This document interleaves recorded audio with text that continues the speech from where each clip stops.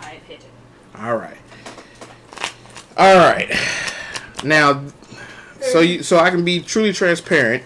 This is the first time I've ever done a on camera deck profile for Yu-Gi-Oh. So bear with me and understand that this might get sloppy. But I normally do my decks and try to make sure that every card in my deck is at least under $3, which is the reason why I'm starting this Yu-Gi-Oh series, because I noticed that people who get into the meta and play Yu-Gi-Oh don't realize that you can make a lot of devastating, powerful decks where every card is at least $3 or less,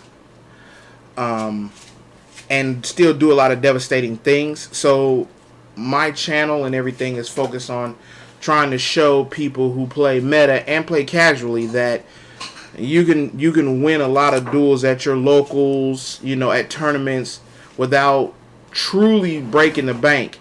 Because like I said before, it just takes a little bit of creativity, a little bit of research, and the fact that understanding that there's over 20,000 plus cards in Yu-Gi-Oh that you can use to put together.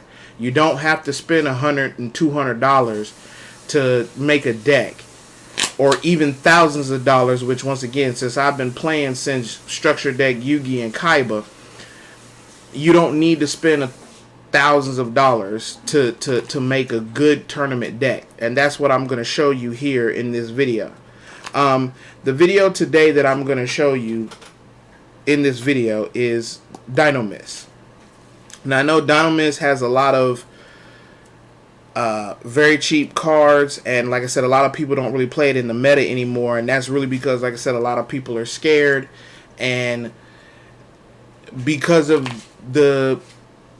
people being scared of what one deck could do. If people would play more random decks, that one deck would never survive. The only real reason why most decks win, and we all know this, whether you're a Yu-Gi tuber, whether you're a casual, whether you're a regular, whether you're a tournament level player, we all know the fact that the only real reason why most of these decks succeed in tournaments is because everybody plays them. If we had more diversity in the decks that we build, half of the decks that win would never win.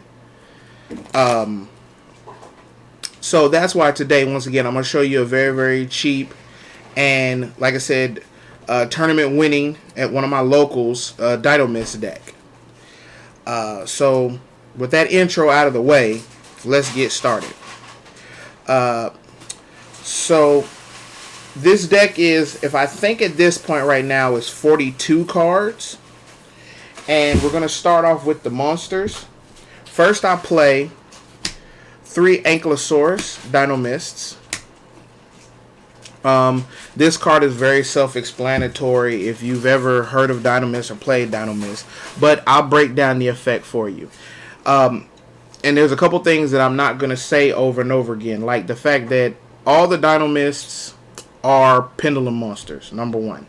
I also know in Master Rule 4 it slows this deck down a little bit due to the fact of, oh my god, the stupidness of Master Rule 4, which, like I said before, I'm going to do another video about Master Rule 4 and how we as a Yu-Gi community needs to figure out a way to abolish that.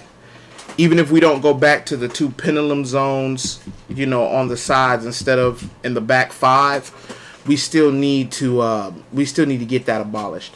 That Master Rule 4 has destroyed plenty of cards and plenty of decks, especially most pendulums. Even though Pendulum Magician is surviving, it's not really Pendulum Magicians, because once again, you have to use Performer Pals, you have to use Odd Eyes. It's not a Pendulum Magician deck.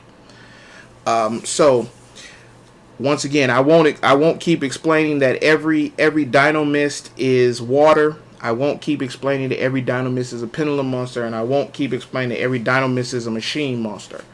I'm gonna just basically show you guys the deck and explain what the cards do if you don't already know, which once again, if you're watching a Yugi tuber video, you know, you kind of, or you watching a Yu-Gi-Oh video, period, you probably already know most of this. So, first and foremost, 3 Ankylosauruses. Some of these names I'm gonna butcher, so please bear with me on that. It's just a joke that we have in my locals. I butcher a lot of names. So first and foremost is 3 Ankylosauruses or Ankylos. What Ankylos does is, while he's in the pendulum zone, he's a pendulum 6 on both sides, which once again, I'm not going to explain that anymore neither, because I've never seen a pendulum monster with one number to the left or right, which would have been cool during the pendulum era. It would have been nice where you actually had to place pendulum monsters into a correct zone to get different effects. That would have been a cool thing they could have tapped into, but K Sarah Sarah on that. First and foremost, just like I said before, Dinommists Ankylosaurus, his pendulum effect is basically that once while this card is in your pendulum zone, you can negate the activation of a card or effect that targets another Dinomist monster you control and destroy this card. Now, all the level 6s have this effect, so I'm probably not going to explain this effect again every time you see a level 6 pendulum monster. The level 3 has another monster effect. I'll explain that once till I get to the first level 3. Now, the cool thing is when Ankylos is a monster, when he attacks, you banish any monster destroyed by battle from a Dinomist monster you control. So once again, we all know what makes him cool is you can take bigger Dinomist monsters to destroy. Once you destroy something of a thing, you don't have to worry about its effect going off in the graveyard, and that makes this guy the reason why I play 3 of them. Alright, he's out of the way. Next, I run 3 I don't know how. Well, no, actually, I run 2. My bad. I thought I still ran 3 of him. Well, okay. But I run 2 of the brachio. Like I said, I'm going to mess these names up. The Brachiocon is what we're going to call him for this video. And once again, he is a 5-star. But once again, with pendulum monsters, that really doesn't matter. Now, like I said before, he has the same level 6 effect. But his monster effect says, if you do not control a Dinomist Brachion in your monster zone, and your opponent controls a monster with an attack, with the highest attack on the field, even if it's a tie, you can special summon this card from your hand without pendulum summoning. 9 times out of 10, you're going to basically be pendulum summon this guy. You know what I'm saying? He's a 2,000 beater, which sucks because with this effect and the restrictions, they should have made him at least a 22 to kind of be 22 or 23 to kind of be a little bit better than Cyber Dragon, because with his effect, you might as well play Cyber Dragon because you could at least get the 100, even though the synergies of the Dinomist you would lose. But that's why I said I think really they should have gave him at least 2, maybe 300 more attack. Alright, next. I played 2 Kretops. Dinomist Kretops. Now, this is going to be the first level 3 pendulum monster, or level 3 pendulum monster. So, what I'm going to do here is I'm going to explain what it does if it's a level 3 pendulum, if it's got level 3 in the pendulum scale. So, what it is if another Dinomist card you control would be destroyed by battle or opponent's card effect, you can destroy this card instead. Once again, real simple. Don't really have to explain it. Most of you people who play Yu-Gi-Oh kind of know how these effects more or less work. Now, his monster effect is that if all monsters you control are Dinomist, minimum of 1, and none of them are Triceratops, you can special summon this card from your hand. Now, here goes the problem I have with this. This guy, his effect is easier. One of the things that I talk about, his effect is easier. His conditions to set off his effect are easier, and he has 21 attack, which, like I said with the last card should have had about 22, 23 because his conditions are a little bit harder. But I digress. This is still really a good beater for the deck. Now, I play 3 of one of the most important cards in the deck, and I will explain why. This is Paleoso. Alright? This is Dinomist Paleoso, one of the dopest cards in Dinomist. And anybody who's played Dinomist or anybody who's played against Dinomist knows. The ability to lower the attack points and defense points of a monster on your opponent's side of the field is awesome when you have other effects, especially like his, to banish monsters. So I'll read his effect. And his effect, it says, all face-up monsters your opponent controls loses 100 attack and defense for each Dinomist card you control. Now, the reason why this guy is so beautiful is that counts for when they're pendulum monsters, which if you know or you don't know, that includes if they're monsters. That also includes if they're magic or trap cards face up on the field. This guy is the reason why I decimated my locals, because once he hits the field, I normally could take most monsters down at least 500. And with doing that, that kills a lot of big beaters. So this is the reason why I run 3. And once again, if you play Dinomist, you should run 3 too. Alright, next. I run 3.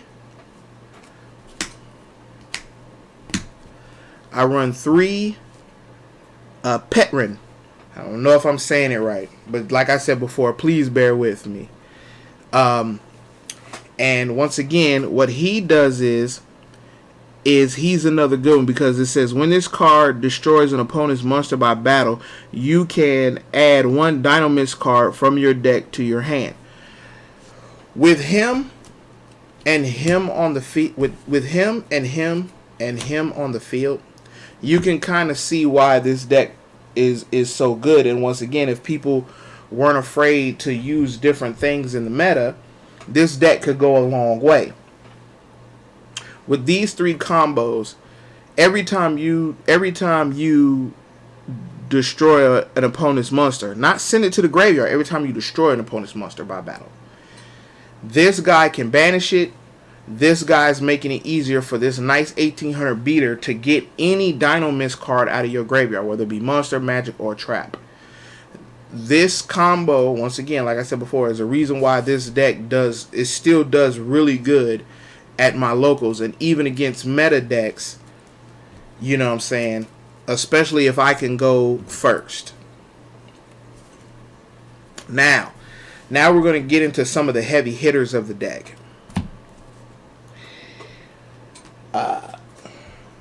The first heavy hitter is Dinomist Rex, and I run 3 Dinomist Rex. Alright, once again, water, machine, pendulum 6. But what makes this guy super good is the fact that his effects, you really don't need to use them all the time, but when you use them, you can do a lot of stuff, like I said before.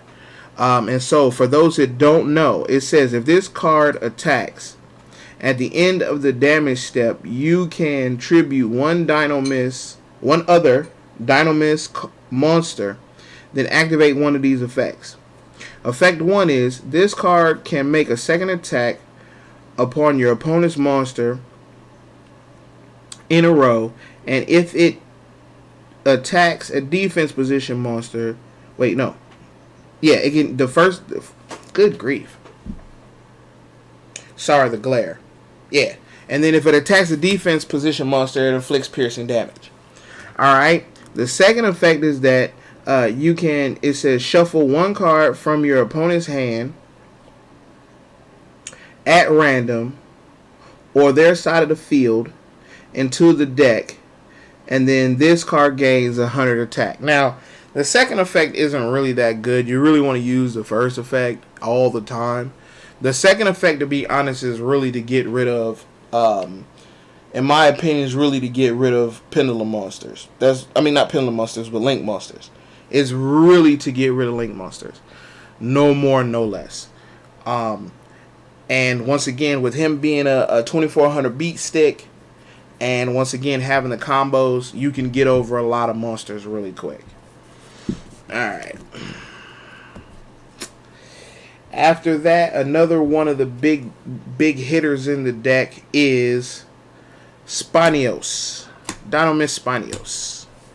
And he's another big hitter in the deck because he does different things than Rex, but Rex and him are kind of, if you can get them both on the field at the same time, you should be able to win. If not the turn you get them both on the field, but the next turn. And here goes why. It says, you contribute another monster to act. You contribute another Dinomist monster to activate one of these effects. This card can attack your opponent directly, or this card can make a second attack during each battle phase this turn. Now, as I said before, if you can get both of these on the field, you can get off 4 attacks by tributing off 2 monsters, which should be easy because of the fact that, like I said, this is still a pendulum deck, and as long as you can get a good enough size hand in your going second, or a good size hand going first, and set your board up, you should be able to do a lot of stuff. So, like I said before, this is another real key opponent, and that's why it's at 3. Now, lastly, are 2 Dinomist Stegosaurus. And once again, these are the only Dinomists that, like I said before, I run them. But at the end of the day, you know what I'm saying, I really wish they were a little bit better. But let's just go into the effect. The effect is that if another pendulum monster you control battles an opponent's monster, after damage calculation, you can destroy those monsters. And that's why I said I wish it was a little bit better. But this is basically if you have to run another Dinomist into a gigantic monster, you know what I'm saying, that maybe can't die by battle, you can at least get him off the field with card effects. And that's the reason I only run 2. And that's the last of the monsters. So next, we're going to go into trap cards. Now, I know a lot of people are going to be like, you know, where's your solemn warnings? Where are your solemn judgments? To be honest, I don't like playing any type of cards that cost me life points, because then that is a benefit to my opponent. One disruption in any kind of deck, even if it's a combo deck, there's too much contingency now for that they can still come back. I've seen too many decks just that one disruption doesn't do anything but make you lose life points, especially if that one disruption is the deck that gets disrupted can grind against you. You can still get grinded out later, and your life points are now lower, which means your opponent even has an advantage. If your opponent can switch gears and turn into stall, and you can't outstall them, and then you can lose during time because you already have paid too many life points.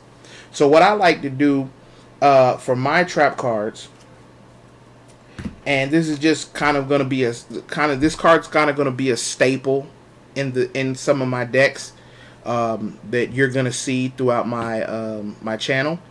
Is that I always run at least 1 to 2 ceasefires, depending on the ban list. I found that this card, because no matter what you're doing, unless you're playing, like I said, a normal monster deck, like Spirals, this card right here can do devastating damage, and then in turn prevent or make your opponent cautious to run to activate cards like Solemn Warning, Solemn Judgment, Imperial Order, cards that cost life points to play. Because once again, if you do this right, you can now, instead of the 5,000, you can now, if you can get the field kind of full, you can do up to 6,000 because of the extra link zones.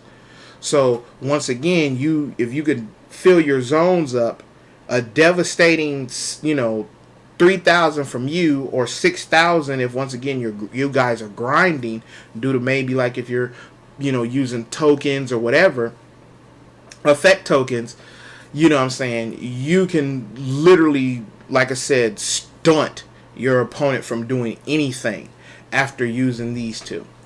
For those who don't know what Ceasefire does, basically what Ceasefire does, and I'm not going to read it verbatim because I know the card by heart, is that you activate this card, you tally up all the effect monsters on the field, and your opponent burns 500 for each effect monster on your field and their field.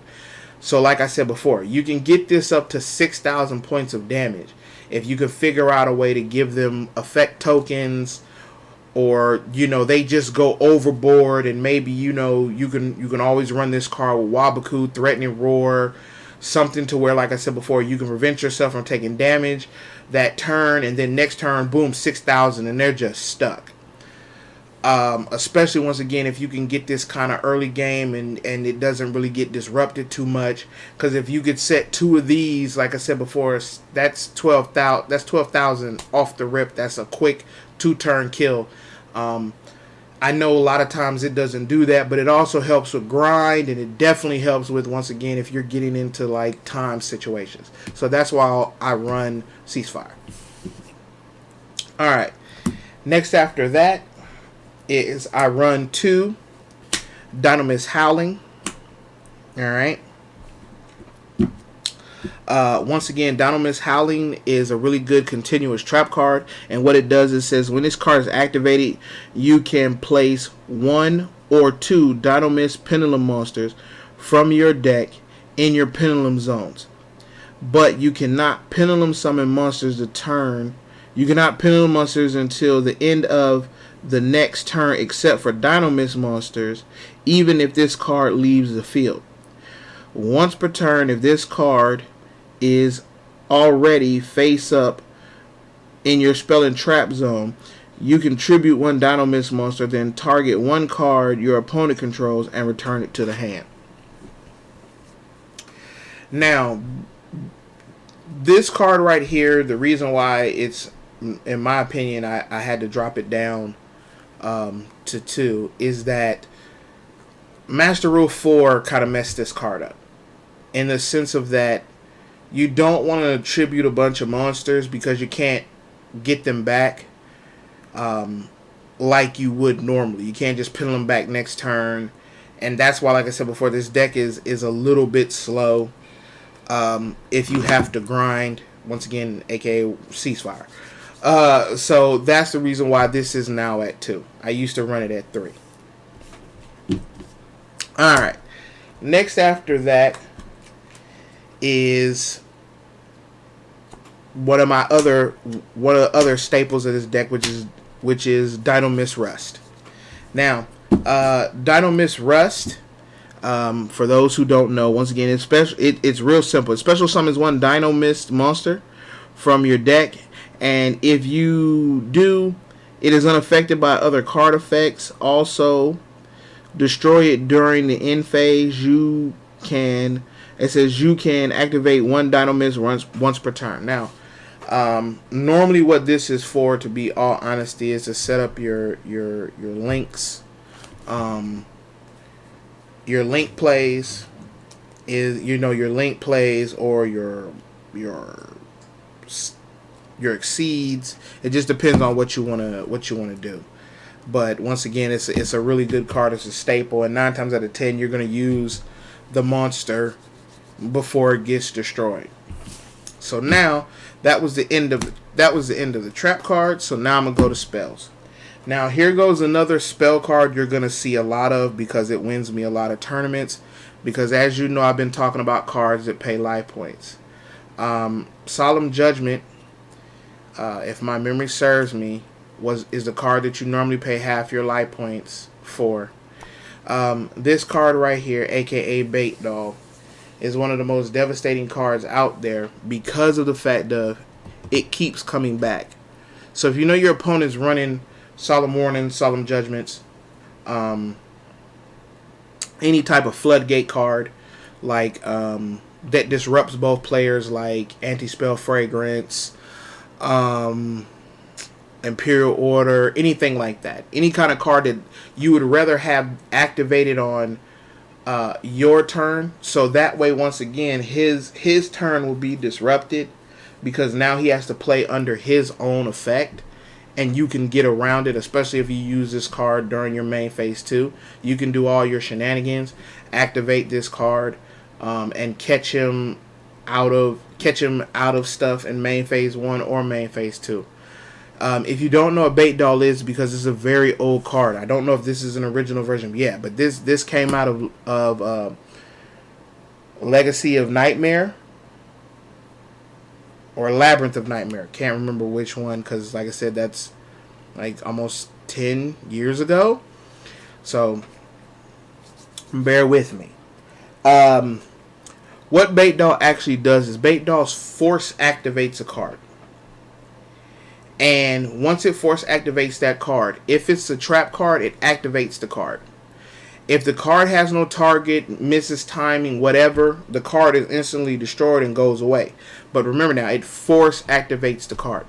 So if the card cost is life points, if the card's cost is discarding something, guess what? If it's a trap card, you got to pay that cost. So you have to freaking pay your life points. Even though you don't get the effect that you want, you don't get the disruption you were trying to set up for, you now still have to pay the cost of the card. Now, the other part of the effect is that if it's a magic card, you get to put it face back. You get to put it, your opponent gets to put it face down again. Which means you use this card, you get to see for free a card on the field. This card is never one of just a blind, as they used to say back in the day, and they do probably still say a little bit now in the Yu-Gi-Oh! Lexicon, which was blind MSTN. Bait Doll negates that, because Bait Doll is going to let you see the card if it's a magic card, and it's going to destroy the trap card if the trap card conditions can't be met. But you always have to pay the cost for the trap card. That's why I always run one of these. Alright. Next, I run 2 Burden of the Mighties. Now, I don't know if I want to keep Burden of the Mighties, because like I said before, with Link monsters, it really doesn't do much to Link monsters. And that's what sucks. It doesn't really do anything to Exceeds neither.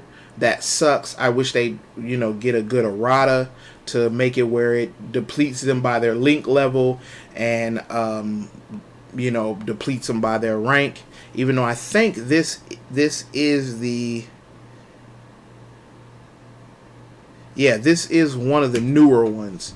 But like I said before, they need to errata a lot of cards like that. Like I said, there's a lot of cards that need to have erratas to include Exceed monster ranks, especially Gravity Bind and Link monsters. Gravity Bind once again included. Cards like Gravity Bind and their ilk is what needs to be eroded. But basically what this card does is this card is basically a continuous magic Paleoso. This guy, because once again I'm probably butchering his name, is basically another version of this, except for that it goes to the individual level.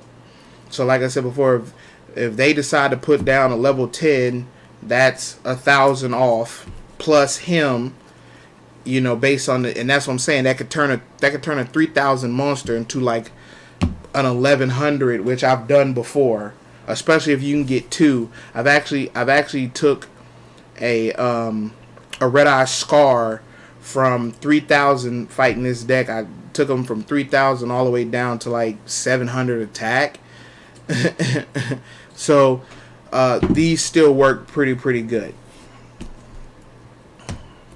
Alright, next is the field card, which is Dynamite Power.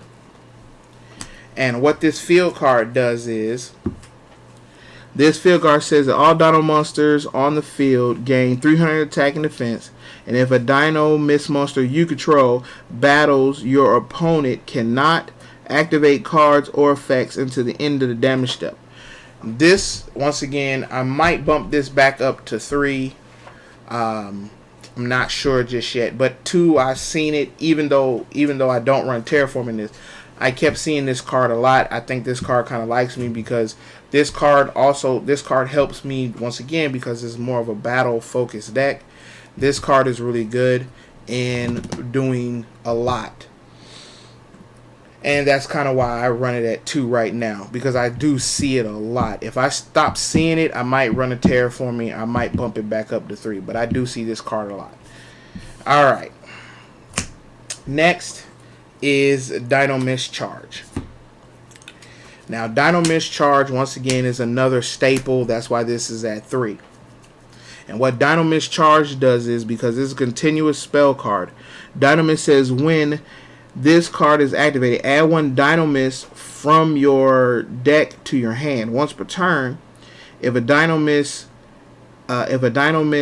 cards is added from your field to your extra deck face up, add 1 of those to your hand. You can only activate 1 Dinomist Charge per turn.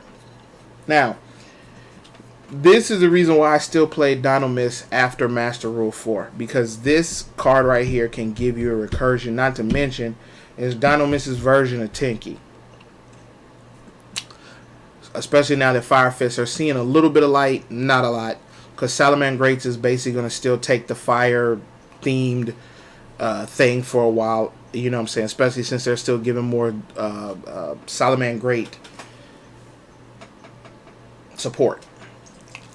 But this is the real reason why I still play this deck, because I can at least get a lot of the stuff that I tribute back.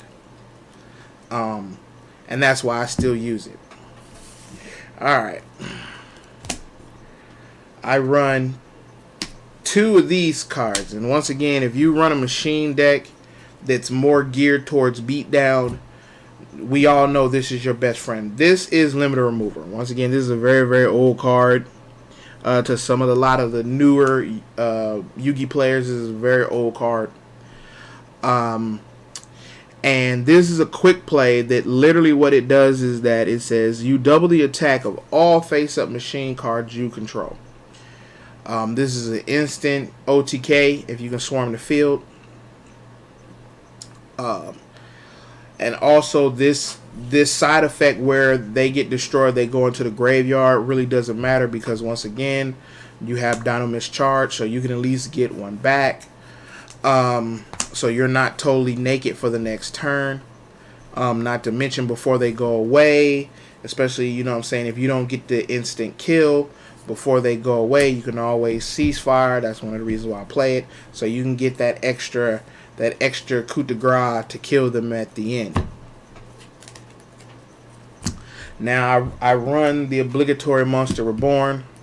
Self-explanatory.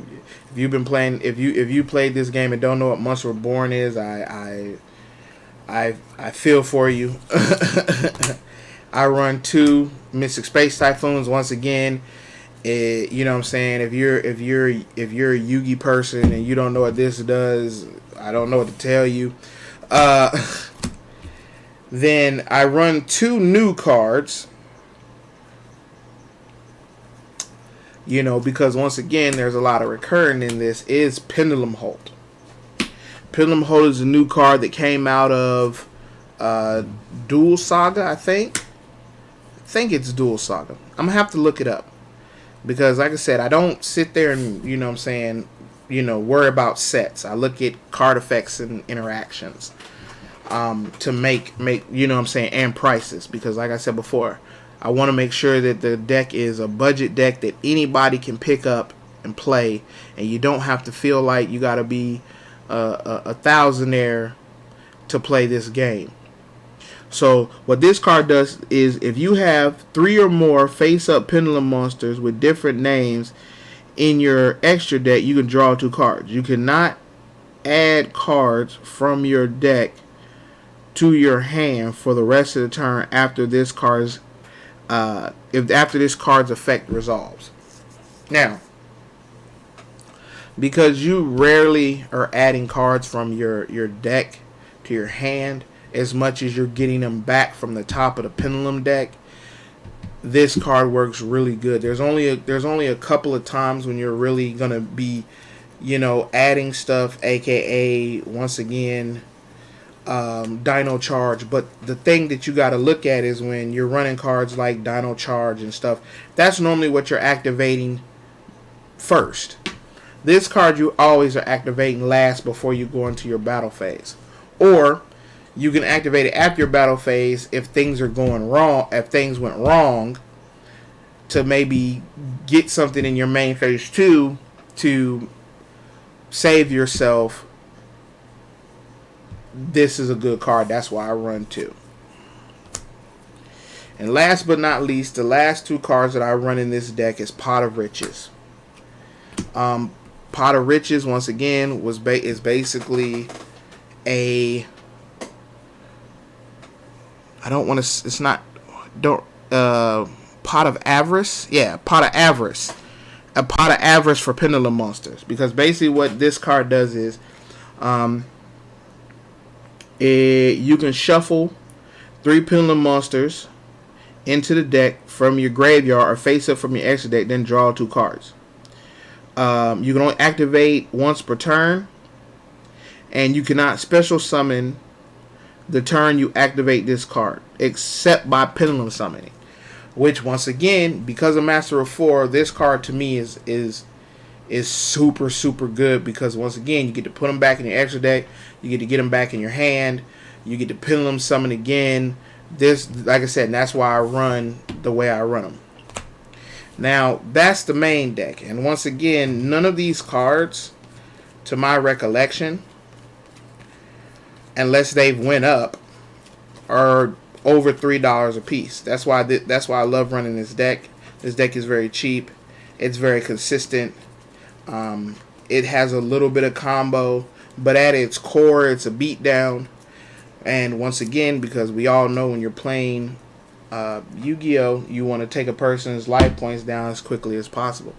Now, because the extra deck, I normally don't show my extra decks, but I'm just gonna run through them because, like I said before, this extra deck, my extra decks, I changed them so often that this was just the extra deck I was using at the time. And basically, I used 1 Stegosaurus, 2 Dinomist Eruptions, and what Dinomist Eruption does is, if a Dinomist monster you control is destroyed by battle or by card effect, target 1 card your opponent controls and destroy it for more back row hate. Same thing with Dust Tornado, more back row hate. Then I run 2 Isoban. Isoban. And what Isoban does is, when a monster with an attribute other than water is normal or special summon, including face down, and you control a face up water monster, the summoned monster is changed to defense position. Basically this is a stumbling for water monsters, and it helps me once again if I can run ruck shot with Rex. So that's the real reason why I use a couple of those. Magical cylinders, because once again, this is another way to put someone's life points down. Torrential tribute, because once again, blowing up the field does nothing to me because I still have the ability to recursion due to the effect of, once again, charge. So things like that. Lightning vortex, because sometimes you just want to, nuke your opponent's board, and you don't want to spend a lot of money on Regeki, even though now with Regeki being under $3, I'm highly probably going, like I said, that's why I said this is going to change. So we might revisit this deck maybe in 2-3 months. And then last but not least, Jumrika, because like I said before, this is a beatdown deck. And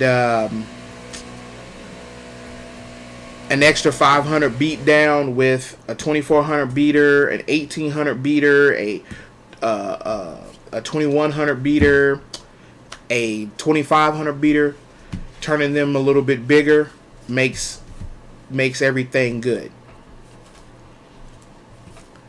All right, now we're going to get into the last thing, which is my extra deck, which once again is probably going to go through a couple of overhauls due to the fact of just, I like some cards and I didn't like some cards.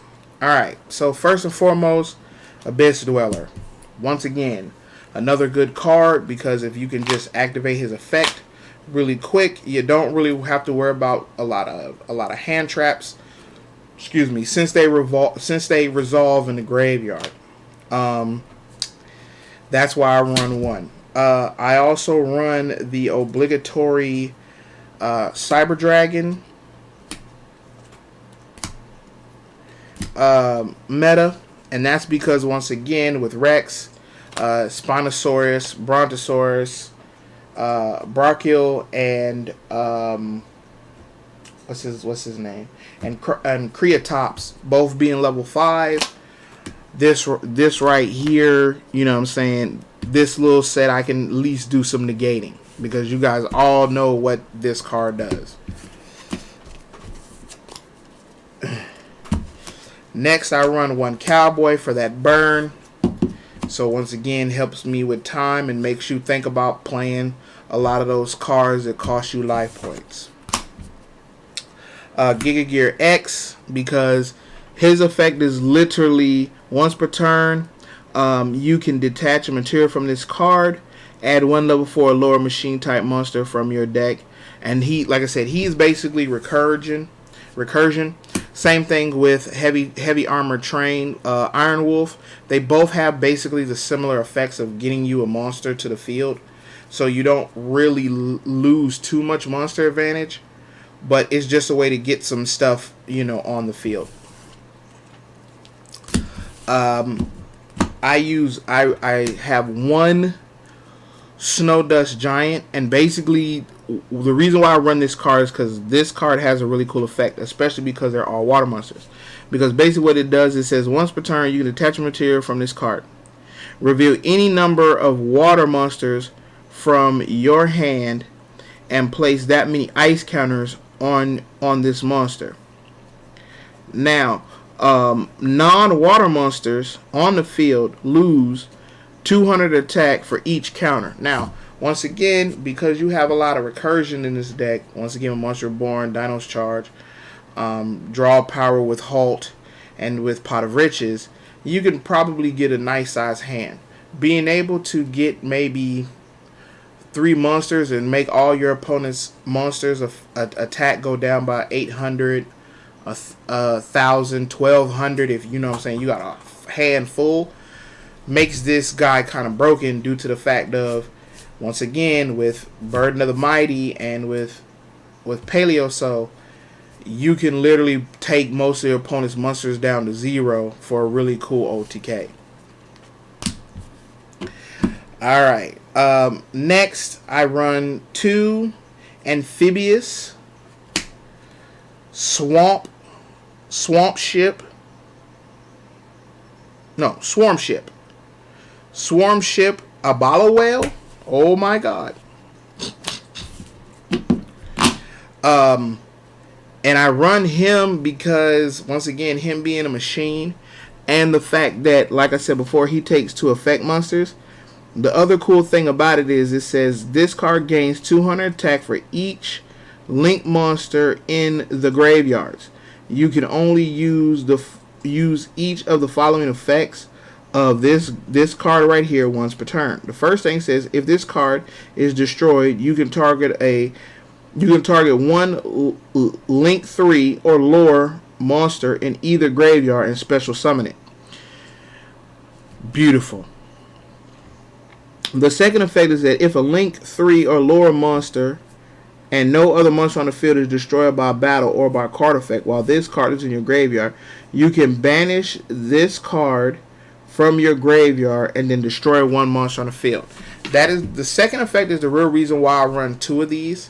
Even though, once again, being link 4, it does take a lot of resources to get this. But once again, since this is a semi-consistent pendulum monster deck with a lot of recursion, you can definitely make a couple of these.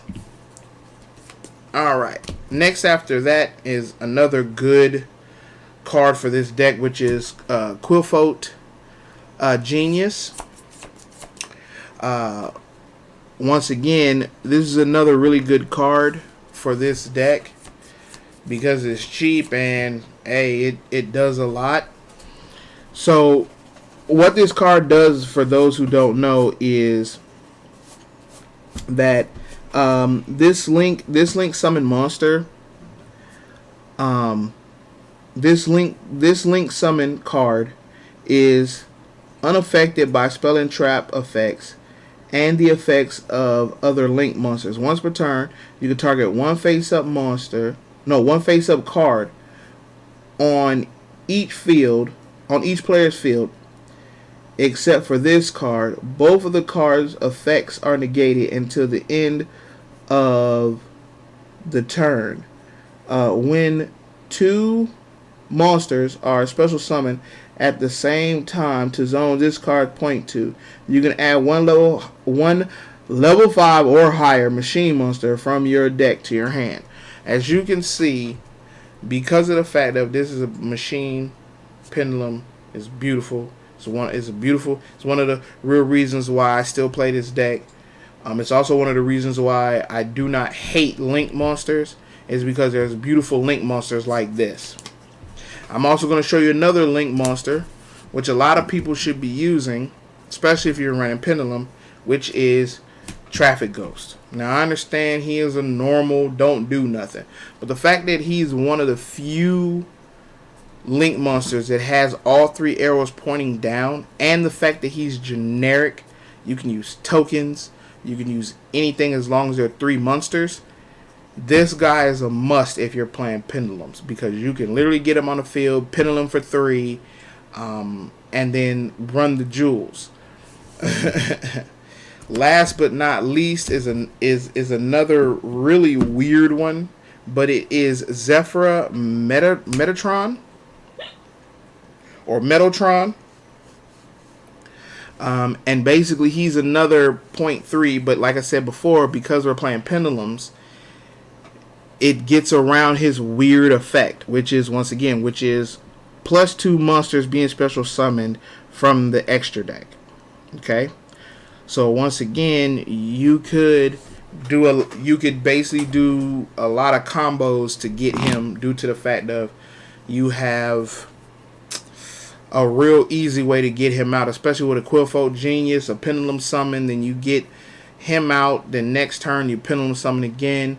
And once again, because I don't know how many people really are playing this card in the meta, I'll explain what he does. It says, if a monster's this card points to that was special summoned from the extra deck is destroyed by battle or by opponent's card effect, add 1 monster from your graveyard or face up pendulum monster from your extra deck to your hand. You can target one monster on each player's field that was special summoned from the extra deck except this card. Banish both. Banish both. Whoa. This little symbol's in my way. Hold on. Banish both until the end phase. You can only use each of the effects of Zephyr Metaltron once per turn. Like I said before, this is another beautiful card if you're playing Pendulum monsters.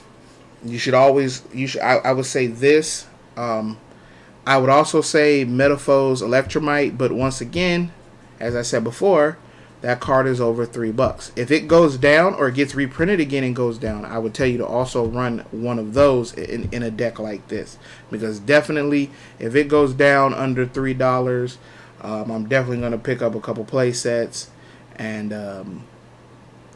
to put in various decks that you're going to see hopefully through the lifespan of my channel. Now that's the deck. Hopefully you enjoy this. Like I said before, this is kind of my first time doing this. Kind of doing this online, so you kind of got to bear with me.